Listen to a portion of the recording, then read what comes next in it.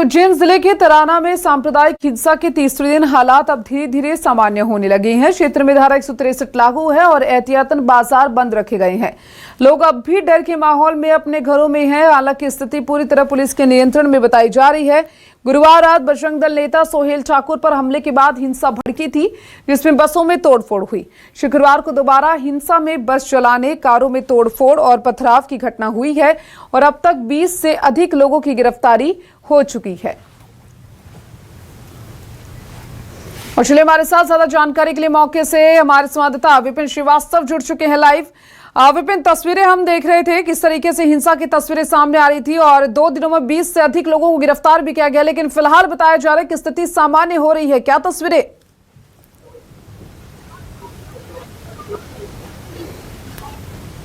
देखिए, बिल्कुल स्थिति सामान्य होने की कोशिश में है, क्योंकि एक तरफ जहां पर लेकिन अभी भी धारा 163 यहां पर लगी हुई है। दूसरी बात है कि तीसरा दिन है हिंसा का और सांप्रदायिक हिंसा के बाद तराना के उस इलाकों में, क्योंकि हम जो दिखा रहे हैं लगातार न्यूज 24 पर कि किस तरह से तराना के अलग अलग हिस्सों में गुरुवार को जो घटना हुई थी, जब सोहेल ठाकुर नाम के एक बजरंग दल के नेता पर हमला होता है, उसके मामले में एक तरफ जहां पुलिस ने 6 लोगों को गिरफ्तार कर दिया और आज पुलिस जो है उन्हें 6 के 6 आरोपियों को कोर्ट में पेश करेगी। और इसके बाद जो शुक्रवार को यहां पर जो हिंसा हुई, 2 पक्षों के बीच में जो तनाव हुआ था, पथराव हुआ था, उस मामले में सीसीटीवी फुटेज के आधार पर 3 एफआईआर भी दर्ज की गई हैं, जिसमें 25 लोगों को हिरासत में लिया है पूछताछ के लिए। यह आज का अपडेट है। लेकिन इस वक्त हम जहां खड़े हैं, ये तराना की वो जो जगह है जहां पर पथराव की घटना हुई थी शुक्रवार के दिन और कुछ गाड़ियों में भी तोड़फोड़ हुई थी, नई बाखल का इलाका है। हम यहां पर दिखाने की कोशिश करेंगे कि तीसरे दिन भी यहां पर जो हालात हैं, यहां जो लोग हैं काफी डरे हुए हैं। लेकिन ये जो देख रहे हैं आप, ये खिड़की है, यहां पर पथराव हुआ था, यहां कांच तोड़े गए थे। इस तरह के अलग अलग घरों में भी कुछ लोग एक दूसरे हिस्से से दूसरे समुदाय के लोग पहुंचे और यहां पर पथराव की घटना हुई। यहाँ ये आपका एक घर है? हाँ, ये मेरा ही घर है। क्या हुआ था? हाँ, कुछ लोग आए थे इधर से, 30-40 लोग के करीब थे। उन्होंने पथराव करा और कांच पे, खिड़की पे हमला करा और उसके बाद यहाँ से वापस भाग के उधर चले गए वो। और भी घरों में यहाँ पर किया? और आगे भी 2-4 घरों में करा उनने। कौन थे वो लोग? वही बाहर के ही थे कुछ। देखने पहले यहाँ पर कभी हुआ? इससे पहले कभी नहीं हुआ यहाँ। तो ये अचानक कैसे होने लगा कि यहाँ पर एक दूसरे सांप्रदायिक झगड़े के कारण ही हुआ है ये। इस कारण से ही हुए हैं यहाँ। तो देखिए, इस गली में सब, क्योंकि जो घटना हुई थी जिसके सीसीटीवी भी आए हैं, जिसमें कुछ लोग पत्थर मारते हुए दिख रहे हैं घरों पर, वो गली है नई बाखल की। और यहाँ कुछ घरों में भी इस तरह के निशान अभी भी दिखाई देते हैं।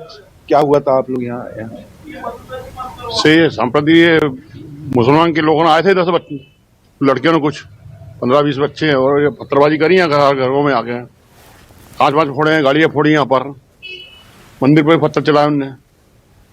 देखिए, यहाँ पर आपको दिखाने की मैं कोशिश करूंगा कि इस गली में पीछे के हिस्से पे आप देखेंगे पुलिस बल तैनात किया गया है। सामने आपको दिखाई देंगे कि पुलिस के जवान अभी यहाँ पर मौजूद हैं, क्योंकि यही वो जगह है। और यहाँ पर देखिए आप, जिस तरह की तोड़फोड़ की गई थी, यहाँ एक गाड़ी खड़ी हुई थी। बिल्कुल विपिन, हम देखिए तस्वीरें भी देख पा रहे हैं, आप दिखा रहे हैं तस्वीरों में किस तरीके से तोड़फोड़ की गई है और धारा 163 लागू है। लेकिन क्या कुछ सामने आया कि कब तक 163 धारा को लागू रखा जाएगा? क्योंकि देखिए, हालांकि पुलिस की ओर से गश्त तो लगातार की जा रही है और सुरक्षा की दृष्टि से भी पुलिस बल पूरी तरीके से तैनात है वहां पर।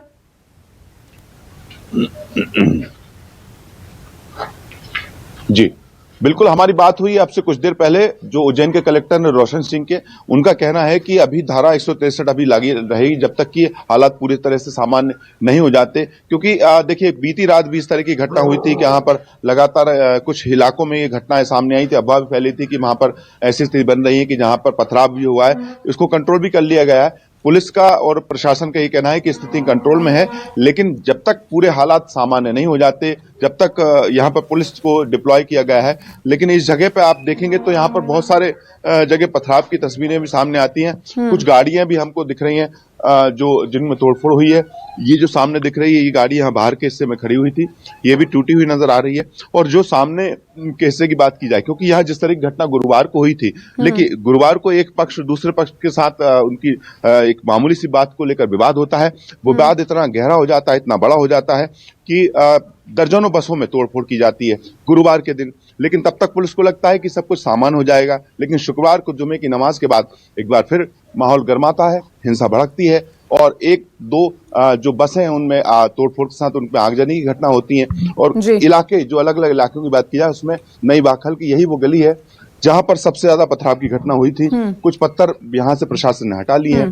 पीछे के हिस्से में दिखाने की मैं कोशिश करूंगा कि यहां से जो यहाँ के लोग जो हैं रहवासी बताते हैं कि इस जगह से जुमे की नमाज के बाद कुछ लोग यहाँ पहुंचे थे और यहां से पहुंचने के बाद इस इलाके में पत्थरबाजी की गई, तोड़फोड़ की गई। बिल्कुल विपिन, क्योंकि देखिए पूरा दिन जो है वो शांतिपूर्वक निकला और रात को इस तरीके से जुम्मे की नमाज के बाद में ये हिंसा होती है, तोड़फोड़ की जाती है। सवाल तो बरकरार है, हिंदू वासियों में लगातार डर भी बना हुआ, जिस तरीके से आपने बातचीत करने की भी कोशिश की सभी से।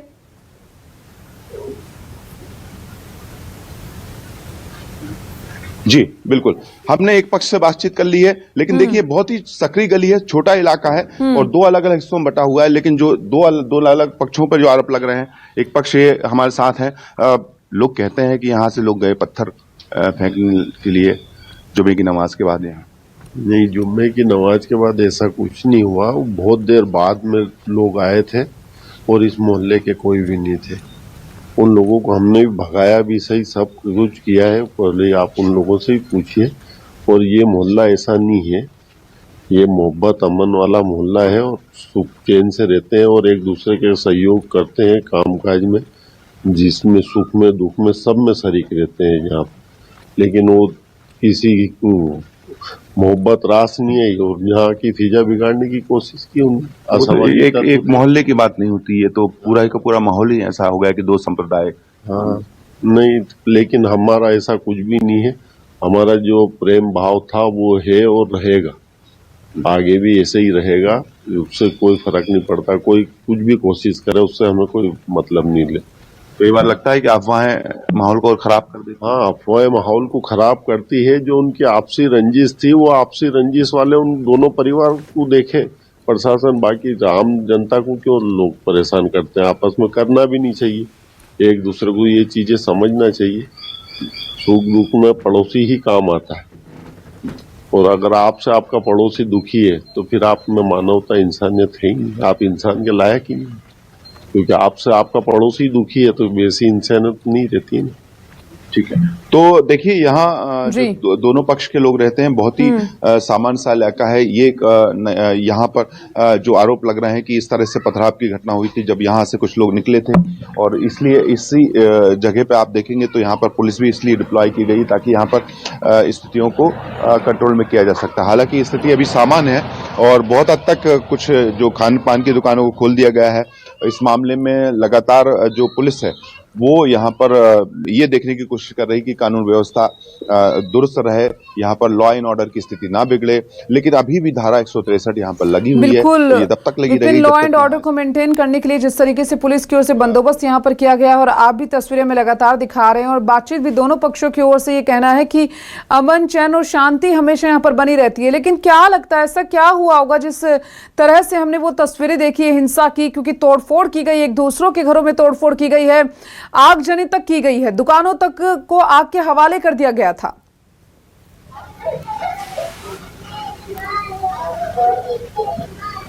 देखिए बिल्कुल सामान्य सी बात है, गुरुवार को 7:30 बजे का वक्त था जब एक हिंदूवादी नेता, बजरंग दल के नेता जो है सोहेल ठाकुर, वहां पर एक बस स्टैंड का हिस्सा है जहां पर जो देख रहे हैं कि वहां पर करीब दर्जनों बसों में तोड़फोड़ की गई। लेकिन शुरुआत में दो पक्षों को भी बहस हुई थी, ये मामला इतना सामान्य था। लेकिन इसके बाद हमला हुआ हिंदूवादी नेता पर और इसके बाद ये मामला और ज्यादा भड़क गया। समर्थकों के साथ साथ कुछ लोग पहुंचे और करीब दर्जनों बसों में तोड़फोड़ की गई। लेकिन तब तक धारा 163 लगा दी गई थी। इसके बाद जो हुआ कि ये मामला और भड़क गया शुक्रवार के दिन जब अचानक से दोनों पक्ष आमने सामने हो गए और दो समुदाय के लोग आमने सामने हुए तो ये टकराव की स्थिति बन गई और अलग अलग इलाकों में, जिसमें से एक इलाका यह है जहां पर पथराव की घटना भी हुई। यहाँ पर लोगों घरों में पत्थर फेंके गए और तोड़फोड़ की गई। लेकिन लोगों का ये कहना है कि कौन थे, कहां से आए थे वो लोग, इस बात की कोई जानकारी नहीं है क्योंकि दोनों ही पक्ष बिल्कुल। और विपिन, क्योंकि देखिए कहीं ना कहीं मामला गंभीर है, फिलहाल स्थिति जो है वो कंट्रोल में है। पुलिस की ओर से पूरी तरह से गश्त की जा रही है, सुरक्षा बल भी मौजूद और आप भी नजर बनाए रखिएगा। बेहद शुक्रिया आपका फिलहाल तमाम जानकारी को विस्तार से साझा करने के लिए।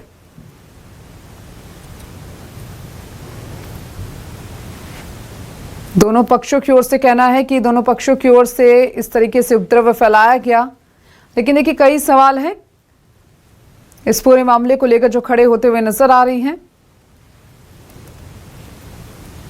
क्योंकि आधी रात को हिंसा हुई है और ये बवाल देखने को मिला। हालांकि पुलिस प्रशासन पूरी तरीके से अलर्ट मोड पर है।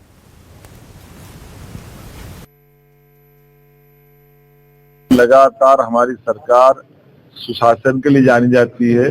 जहां व्यवस्थाओं में कई ढिलाई होती है, हम कड़ाई से पेश आते। मुझे इस बात का संतोष है, मध्य प्रदेश शांति का टापू है और यहाँ हम किसी प्रकार की कोई संभावनाओं पे कोई राज्य की शांति भंग करेगा, हम कठोरता से निपटने में सक्षम भी।